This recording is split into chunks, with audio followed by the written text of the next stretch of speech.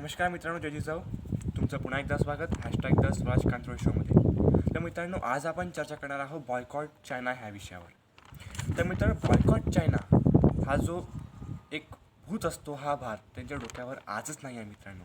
याच्या अगोदरसुद्धा कालांतराने भारतीयांच्या डोक्यामध्ये बॉयकॉट चायनाचं भूत आलेलं आहे आणि कालांतराने ते उतरूनसुद्धा गेलेलं आहे. पण ह्यावेळी जरा भारतीयांच्या डोक्यातलं हे जे भूत आहे हे जरा मोठं झालेलं होतं, म्हणून कुठेतरी सरकारला काहीतरी याच्याविरुद्ध ॲक्शन त्यांना दाखवावं लागली आणि त्यांनी काही दिवसा अगोदर 59 इंडियन ॲप्स, हे चायनीज ॲप्स इंडियामध्ये चालणारे, त्यांना बॉयकॉट केलं होतं, त्यांना कायमचं बंद केलेलं होतं. पण मी तुम्हाला आज अशा काही गोष्टी सांगणार आहे मित्रांनो की त्या बघून तुमचे डोळे उघडेल आणि तुम्हाला असं याची खात्री होईल की चायनाला बॉयकॉट करणं इतकं सोपं नाही. आणि आजही आपण चायनाच्या हाताखाली काम करतो आहे किंवा चायनाची इकॉनॉमी ही भारताच्या इकॉनॉमीमध्ये मोठ्या प्रमाणात इन्व्हेस्टमेंट करते आहे आजही. तर तुमच्याकडे मी एक रिपोर्ट आलेली होती. रिपोर्ट आहे गेटवे हाऊसची रिपोर्ट आहे आणि याच्यामध्ये सांगितलेलं आहे की प्रत्येक इंडियन स्टार्टअपमध्ये चायना जो आहे हा $4 बिलियन इन्व्हेस्टमेंट करतो गेल्या काही वर्षापासून, 2-3 वर्षापासून. आणि भारताचे जे सगळ्यात टॉप 30 युनिकॉर्न्स आहेत, ज्यांची पण स्टार्टअप वर्थ $1 मिलियन वरची आहे, त्याच्यामध्ये त्या 30पैकी 18 हे चायनीज आहेत. त्यानंतर आता ॲप्स, टिकटॉक असेल, हेलो असेल, वीचॅट असेल, मॅक्झिमम ॲप्सला इंडियाने बॉयकॉट केलेला आहे. पण मी इंडियन ॲप सांगतो ज्याच्यामध्ये चायनाने इन्व्हेस्टमेंट मोठ्या प्रमाणात केलेली आहे. तर त्याच्यामध्ये सर्वात अगोदर नाव होतं हे पेटीएमचं. पेटीएम हे इंडियाची फर्स्ट कंपनी आहे जिने चायनाकडून ज्याच्यामध्ये चायनाने इन्व्हेस्टमेंट केलेलं आहे आणि ते आहे $625 मिलियन इन्व्हेस्टमेंट पेटीएममध्ये झालेलं आहे. त्यानंतर हाईक आहे. हाईकमध्ये Chinese internet giant Tencent holding आणि Foxconn technology group of Taiwan. तर तुम्हाला सांगतो, हा जो टेन्सेंट होल्डिंग्स आहे हा पबजीलासुद्धा स्पॉन्सरशिप करतो, जो कोरियन गेम आहे. त्याच्यामध्ये ह्या दोघांनी मिळून हाईकमध्ये $1.4 बिलियन इन्व्हेस्टमेंट केलेलं आहे. त्यानंतर मित्रांनो, स्नॅपडीलमध्ये $1.58 बिलियन इन्व्हेस्टमेंट चायनाने केलेलं आहे. ते म्हणजे भारतीय रुपीजमध्ये 10,112 करोड रुपये 23 इन्व्हेस्टर्सपासून घेतलेले आहे. आणि त्यातले टॉप इन्व्हेस्टर्स आहेत सॉफ्टबँक, कलारी कॅपिटल, नेक्सस, ईबे. आणि त्यातला सॉफ्टबँक हा सर्वात मोठा इन्व्हेस्टर आहे ह्या 23 इन्व्हेस्टर्सपैकी. आणि तो अलिबाबाचा मोठा इन्व्हेस्टर आहे. आणि अलिबाबा ही चायनीज ऑनलाईन कमर्शियल जसं आपल्याकडे ॲमेझॉन असतं तसं त्यांच्याकडे अलिबाबा असतो. मित्रांनो, ओला जी आहे ट्रान्सपोर्ट नेटवर्क कंपनी आहे. आणि ट्रान्सपोर्ट नेटवर्क कंपनी ओलामध्ये आतापर्यंत 8,200 करोडचा इन्व्हेस्टमेंट झालेला आहे.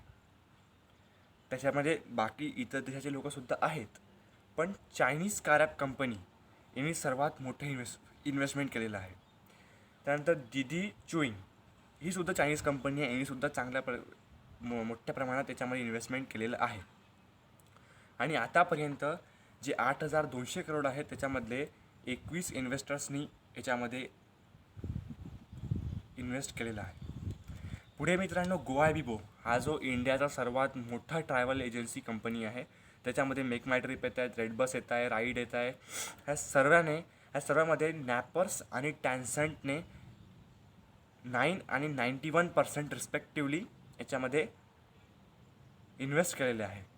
आणि सर्वात मोठा एकटा कोणी शेअर होल्डर आहे, सर्वात मोठा जर कोणी एकटा शेअर होल्डर असेल तर हा टॅन्संट गेम आहे गोआयबिबोचा. त्यानंतर इंडियाचं सर्वात मोठं ऑनलाईन शॉपिंग स्टोअर ते आहे फ्लिपकार्ट. त्याच्यामध्ये ही फ्लिपकार्ट जी आहे 2007मध्ये बनली होती. सचिन बन्सल आणि बिनी बन्सल ह्या 2 IITians आहेत मुंबईचे. त्यांनी हे फ्लिपकार्टचं हे सुरू केलेलं होतं. आणि याच्यामध्ये टॅन्संट होल्डिंग्स, ईबे आणि मायक्रोसॉफ्ट ह्या 3 कंपनींनी इन्व्हेस्ट केलेलं आहे. आणि त्याच्यामध्ये टॅन्संट होल्डिंग्स आणि ईबे ही चायनीज कंपनी आहे. पुढे माय डर्मेसी जी आहे ही Delhi based online health company आहे आणि हिने खूप जास्त म्हणजे असं सांगता येतं की मिलियन्स ऑफ रुपीजमध्ये चायनाने याच्यामध्ये पैसा इन्व्हेस्ट केलेला आहे. म्हणजे देशातल्या प्रत्येक स्टार्टअपमध्ये चायना पैसा इन्व्हेस्ट करत आलेला आहे आणि करतोय आणि त्याच्यावर सुद्धा आता प्रतिबंध लावले नाही आहेत. फक्त जे 59 ॲप्स जे आहेत त्यांच्यावर बॉयकॉट केलेलं आहे, पण मला असं वाटत नाही की त्यांच्यावर ह्या जे तुम्हाला डाटा सांगतो आहे मी याच्या पुढे ते बॉयकॉट्स चिल्लर आहेत. पुढे ऐका, येणाऱ्या काळात काही लोक असा दावा करतात इकॉनॉमिस्ट की येणाऱ्या काळात चायना जो आहे हा ग्लोबल लीडर होणार आहे आणि करंट सिच्युएशनमध्ये चायना हा वर्ल्ड सेकंड लार्जेस्ट इकॉनॉमी आहे आणि त्याची GDP आहे $14.14 ट्रिलियन इन 2019 आणि PPP in terms of PPP म्हणजे $27.30 ट्रिलियन लार्जेस्ट इकॉनॉमी चायनाची आहे. FCCIचे रिपोर्ट असं सांगत आहे की चायना इन्व्हेस्ट करतो 40% ऑटोमोबाईलमध्ये जितका इंडियामध्ये इन्व्हेस्ट होतो त्यापैकी 40% हा पैसा चायना इन्व्हेस्ट करतो. मेटॉलॉजिकल इंडस्ट्रीज आहेत त्याच्यामध्ये 17%, पॉवरमध्ये 7%, कन्स्ट्रक्शनमध्ये 5%, सर्व्हिसमध्ये 4%. आणि दुसरी गोष्ट मित्रांनो सांगण्यासारखी अशी आहे की इंडियामध्ये जो माल बनतो, जो इंडिया एक्सपोर्ट करतो त्याचा 8% पूर्ण प्रोडक्ट इंडिया चायनाला एक्सपोर्ट करतो आणि चायना जितका पूर्ण प्रोडक्ट बनवतो त्यापैकी फक्त 3% हे इंडियामध्ये एक्सपोर्ट करतो. मग इंडिया चायनाचा फक्त 3% माल इम्पोर्ट करतो. आणि जर तुम्ही ऐकलं असेल तर इंडिया जो आहे हा चायनाचा खूप मोठा मार्केट आहे. चायनाचाच नाही तर अख्ख्या जगाचा सर्वात मोठा मार्केट आहे इंडिया. आणि इंडियामध्ये इतक्या मोठ्या मार्केटमध्ये फक्त 3% माल चायना इन्व्हेस्ट करतो आहे. म्हणजे तुम्ही समजा त्याच्याकडे किती मोठ्या प्रमाणात त्याच्याकडे प्रोडक्ट्स अवेलेबल असतील. चायनीज कंपनीज आहेत मोबाईल इंडियामध्ये काम करणारी, त्याच्यामध्ये झायोमी आहे, Oppo, Vivo, OnePlus, Huawei, Coolpad, Motorola, LeEco, Lenovo, Meizu, Tecno, Honor, Gionee, G5, TCL ह्या सर्व चायनीज कंपनीज आहेत. आणि ह्या ज्या काही गेल्याच्या झायोमी आहे, ओप्पो आहे, विवो आहे, वनप्लस, कूलपॅड असेल, ऑनर ह्या ज्या आहेत ह्या टॉप ब्रँडिंग आहेत. सध्याच्या परिस्थितीमध्ये ह्या जे मोबाईल्स आहेत हे टॉप ब्रँडवर चालले आहेत. कारण इंडियाची इकॉनॉमी जी आहे ही खूप खाली आहे मित्रांनो.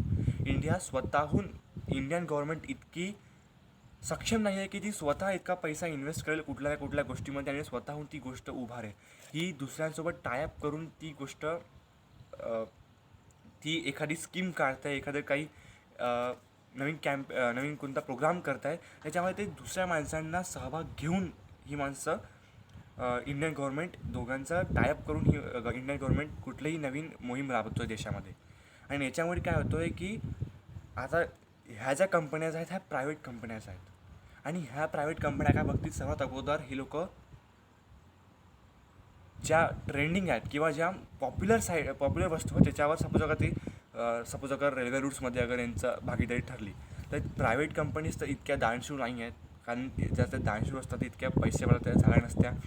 तर हे जे चायनीज कंपनीज आहेत हे चायनीज कंपनीज आता समजा रेल्वेमध्ये जर त्यांनी आपलं एक कॉन्ट्रॅक्ट जर इंडियन गव्हर्नमेंटसोबत त्यांचा रेल्वेमध्ये ठरला तर ही काय करतील, जसं दिल्ली मुंबई हैदराबाद, मुंबई चेन्नई, मुंबई कोलकाता, मुंबई पुणे आणखी कुठल्या ज्या मेन लाईन्स आहेत, ज्या सर्वात जास्त वाहणाऱ्या लाईन्स आहेत त्याच्याकडे प्रायव्हेट कंपनीज कॉन्सन्ट्रेट करतील. याच्यामुळे मॅक्झिमम पैसा हा प्रायव्हेट कंपनीच्या कशात जाईल आणि इंडियन गव्हर्नमेंटकडे खूप कमी त्याच्यामध्ये पैसा येणार आहे. ही वस्तुस्थिती आहे मित्रांनो. पुढे सांगतोय चायनीज सॉफ्टवेअर कंपनीज ज्या इंडियामध्ये आहे, जगाचं सॉफ्टवेअर हब असलेलं भारत आहे. सर्वात जास्त सॉफ्टवेअर इंजिनियर्स भारतामध्ये बनतात आणि क्वालिटीचे इंजिनियर्स बनतात. पण चायनीज कंपनीसुद्धा ह्या सॉफ्टवेअर हबमध्ये आपलं घर करून बसलेल्या आहेत. अलिबाबा आहेत, UC browser, BitTenDance, Tencent holding, चीता मोबाईल, व्हॉट्सकॉल, चीता keyboard, CM browser, tap dash, battery doctor, clean master जे प्रत्येकाच्या मोबाईलमध्ये आपल्याला पाहायला भेटतं, CM बॅकअप आणि ह्या सर्व गोष्टी आहेत. ह्या मोठ्या कंपनीज आहेत. त्यानंतर चायनाच्या आणखी कोणत्या कंपनी आहेत? वोल्वो आहेत, हेअर आहेत, MG, Nippon Paint, Shanghai Electric India, Beijing automobile, विस्को. आणि ह्या सगळ्या गोष्टीकडे पण आपल्याला असं माहीत पडते मित्रांनो की चायनाला बॉयकॉट करणं जवळजवळ सध्याच्या परिस्थितीत अशक्य आहे. कारण इंडियन इकॉनॉमी ही फक्त 1.5वर आहे. जेव्हा 2014मध्ये इंडियन जी डी पी ती होती 10%, आणि 2020मध्ये ती आहे 1.5%. म्हणजे जगात जितका पैसा आहे त्यातला फक्त 1.5% पैसा हा देशामध्ये इंडियामध्ये आहे. आणि 2014मध्ये 10% पैसा हा इंडियाकडे होता. आणि इंडिया याच्यावरून आपल्याला माहीत पडते की इंडियातला पैसा बाहेर जातो आहे, पण इंडियाकडे पैसा गेन नाही होत आहे. आणि ही सर्वात मोठी प्रॉब्लेम आहे आजच्या तारखेत इंडियन्समध्ये. आणि दुसरी गोष्ट मित्रांनो तुम्हाला सांगतो की चायनाने इतका मोठा एम्पायर कसं काय तयार केलेलं असेल. इतकी मोठी इकॉनॉमी, आज वर्ल्ड सेकंड लार्जेस्ट इकॉनॉमी आहे. याच्यामागे सर्वात मोठं कारण मला असं वाटतं की चायनाने आपल्या सर्वात मोठ्या कमजोरीला आपली सर्वात मोठी ताकद बनवलेली आहे मित्रांनो. जगातली सर्वात जास्त आबादी असलेला चायना जो आहे, यांनी सर्वात अगोदर आपल्या सर्वात मोठ्या कमजोरीला आपली सर्वात मोठी ताकद बनवलेली आहे. ती म्हणजे पॉप्युलेशन, जनसंख्या सर्वात जास्त आहे. आणि त्यामुळे त्यांनी इतर देशातल्या लोकांना आपल्या देशामध्ये येण्याच्या अगोदर त्या देशाच्या वस्तूंना रोखून आपल्या स्वतःच्या देशातल्या काही वस्तू त्यांनी निर्माण केलेल्या आहे. आणि त्या देशामध्ये त्यांचं मार्केटिंग चांगल्या पद्धतीने झालेलं आहे, कारण त्यांची पॉप्युलेशन जास्त आहे. तर तुम्हाला सांगतो मित्रांनो,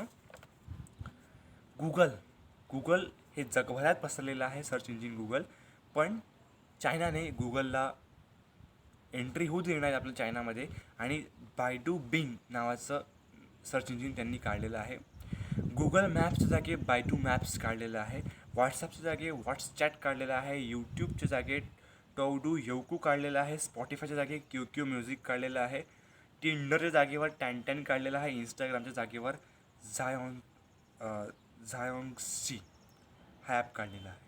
आणि ह्या जे तुम्हाला सांगितलं आहे मी, ही जी लिस्ट आहे, हे जे ॲप्स आहेत, ह्या जो लोक जे यूज करतात, याचा पैसा विदेशात जाण्याच्या ऐवजी हा पैसा चायनीज गव्हर्नमेंटमध्ये जातो. आणि चायनीज गव्हर्नमेंट पूर्ण पैसा इंडियामध्ये गुगल असेल, इंस्टाग्राम असेल, तर इंडियन्स लोक जो हे लोक यूज करतात, याचा पैसा हा इंडियन गव्हर्नमेंटला जातो. आणि सोबतच त्याच्यामध्ये शेअर्स असतात,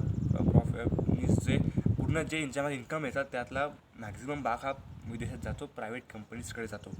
पण चायनाने ही गोष्ट सर्वात अगोदर रोखलेली आहे. आणि याच्यामुळे चायना आज खूप पुढे गेलेला आहे. आणि आज शक्यच नाही आहे चायनाला बॉयकॉट करणं सध्याच्या परिस्थितीत.